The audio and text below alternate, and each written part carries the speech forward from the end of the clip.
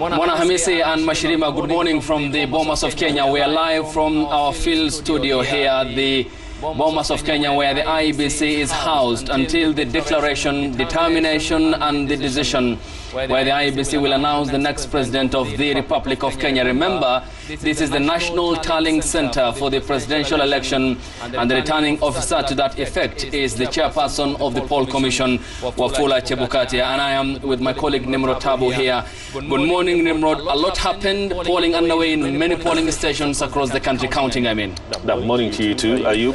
Bila shaka kama ulivyosema, matokeo bado yanaendelea kutiririka katika maeneo mengi tu, kama ninavyotuarifu wanahabari wetu. Ni dhahiri shahiri kwamba ni siku ndefu nyingine ya kuhesabu kura zaidi. Ukiangalia katika maeneo mengi, kwa mfano Lion Hill kuhusiana na kiti cha seneti, Tabitha Karanja alikuwa anaongoza wakati huo katika eneo hilo, lakini matokeo ni mengi. Ukiangalia Jamhuri Primary School hapa katika kiti cha urais, nafikiri maeneo ambayo yamehesabu kura katika sehemu ile tayari yameshawasilisha matokeo kwa urais, lakini bado idadi inaendelea kuongezeka. Hatuwezi kuthibitisha, hatuwezi kusema mengi kwa sababu sasa hivi matokeo ni yale ya awali, kama kwa kimombo wanavyosema provisional results. Ukiangalia katika maeneo mengi kuna baadhi ya waoniaji ambao tayari wameshaungama kwamba wameshindwa, lakini bado uchaguzi haujatangazwa hata katika maeneo bunge kuweza kubashiri nani ameshinda kiti cha ugavana kikamilifu, nani ameshinda kiti cha seneti na kadhalika. Lakini ndio hali ilivyo katika ukumbi wa Bomas, tukisubiri kwamba kutakuwa na makamishna kama ulivyosema ukiongozwa na mwenyekiti Wafula Chebukati kuweza kueleza zaidi. And Mwana Hamisi and Mashirima, just status update, because the media center is at the moment inactive. The last presser was issued yesterday night by the poll commission, a prayer session followed by the welcoming of the results transmission phase of the general election by the chairperson of the commission, Wafula Chebukati. And as we have heard from our reporters who are stationed across the country, Faisal Abdurrahman, who gave us an upbeat assessment of the situation in Garissa County, so as Abdurrahman Osman, who was in Eldas constituency, where polling is underway today because of the insecurity situation and the incident cited by the poll commission in the constituency that is currently led by the Member of Parliament, Dr.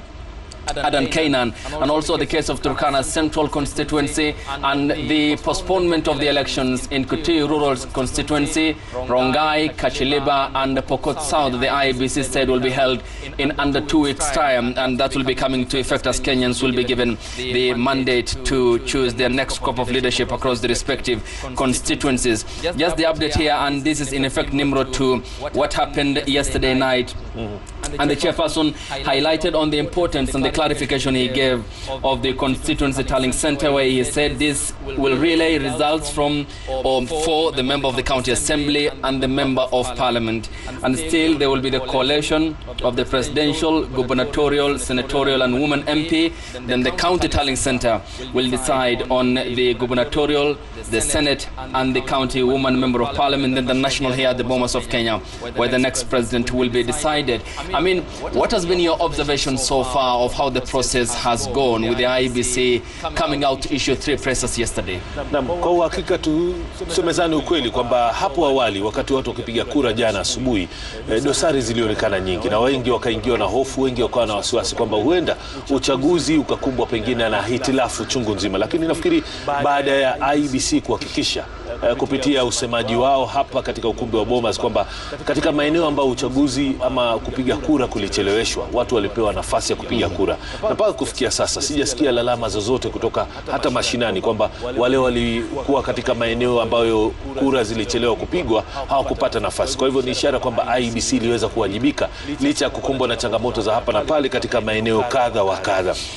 Nakumbuka pia baada ya matokeo kuanza kutokea, hakuja kuwa na tashwishi, hakuja kuwa na hisia ama wasiwasi wa kwamba kuna sehemu ambapo matokeo pengine hayawezi kuweza kutolewa kidijitali ama kielektroniki kuweza kufika hapa. Na kufikia sasa nafikiri ni idadi kubwa tu ya zile fomu 34A ambazo tayari zimeweza kujumlishwa, isipokuwa lazima ziweze kuthibitishwa kama tunavyofanya sisi katika chaguo la Kenya ama Kenya's Choice hapa Citizen. Ni kwamba lazima tuweze kuthibitisha kila fomu ambayo inaingia, na kwa sasa hivi nafikiri ni fomu pengine zaidi ya 8,000 hivi ambazo tumeweza kuthibitisha.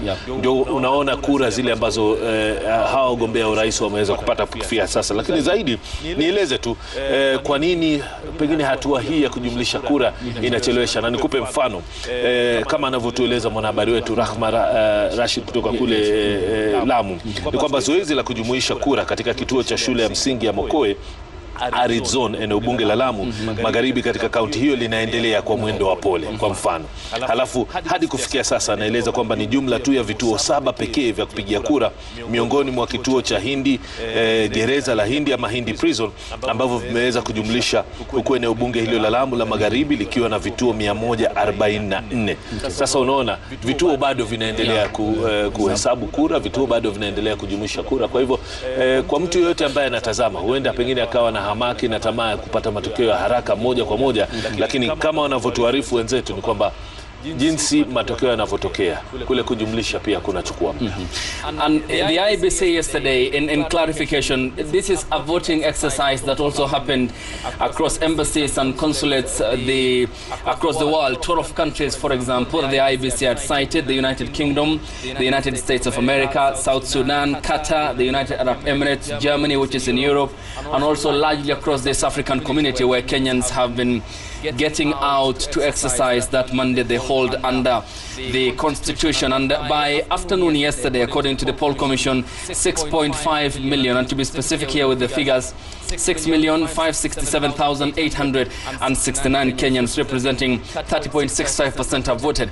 By 4 p.m. we had twice that number, about 12 million Kenyans, and we have a total, remember, of 22 million Kenyans who have come out to vote. And the clarion call from the commission has been for Kenyans to come out and exercise the sovereign will that they hold under Article 1 of the Constitution, Nimrod. So far, what do you make of the voter turnout? And there seems to be a lethargy from Kenyans in coming out to vote. Moja kwa moja kulinganisha na mwaka uchaguzi uliopita, idadi hiyo ni chache. Haitaji mtu kukuarifu ati kwa kupitia hesabu nyingine tofauti. Manake nafikiri kama sikukosea, pengine uchaguzi uliopita pengine tulikuwa na takriban pengine 79% ikilinganishwa na hivi sasa tulivyoshuhudia, ambapo hata baadhi ya makamishna ambao tuliweza kujumuika nao jana wakisema kwamba licha ya kuwa kufikia saa 10 walikuwa wamerekodi 56.7, huenda kwa wale ambao walikuwa bado wana nafasi ya kupiga kura hata baada ya muda kukamilika, kwa kuwa uchaguzi ulichelewa katika maeneo fulani, na ikumbukwe pia walikuwa wanatumia manual register katika sehemu nyingine ambapo vifaa vya kielektroniki havikuweza kufanya kazi. Ni kwamba wana makisio kwamba huenda wakafikia aidha 60%. Kuna wadadisi ambao pengine wengine wanasema pengine tukafikia 65 au 68. Kwa hivyo ikilinganishwa na uchaguzi uliopita, bila shaka uchaguzi huu wa safari hii umeweza kurekodi idadi ndogo. Siwezi kusema ni ndogo sana, lakini pengine ni mtazamo tofauti ambao tunao kwa sasa hivi kwa miongoni mwa wapiga kura, lakini sharti ikumbuke kwamba safari hii sio sawa na ilivyokuwa katika uchaguzi wa 2017. And Nimrod, citing that there has been a deep interest in the political establishment ever since multi-party democracy in 1991. Yes, we had an upsurge in the number of political parties and players within the establishment, but when you look at the performance of the political class ever since then, we had general elections in 1992, in 1997, 2002, 2007, 2013 and 17, but it's still more or less an underperformance from the political class. You look at Kenyans in terms of the opinion polling, they are concerned about unemployment, they are concerned about corruption, and Parliament, which is an institution that is ranked so high, is rather held in obloquy or mistrust by Kenyans.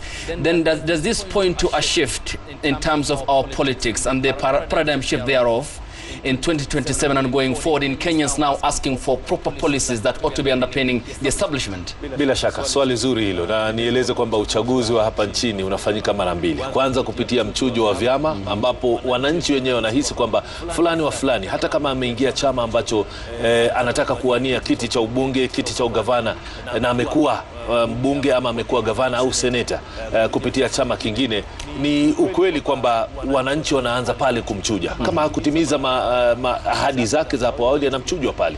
Halafu inakuja sasa katika uchaguzi mkuu kama huu sasa, ambapo sasa yule aliyechaguliwa katika uteuzi, japo ni tofauti na wale wengine, lazima pia naye akaguliwe na wananchi kupitia uchaguzi wa kura. Sasa utakuta kwamba mwananchi safari hii ana mahitaji, ana malengo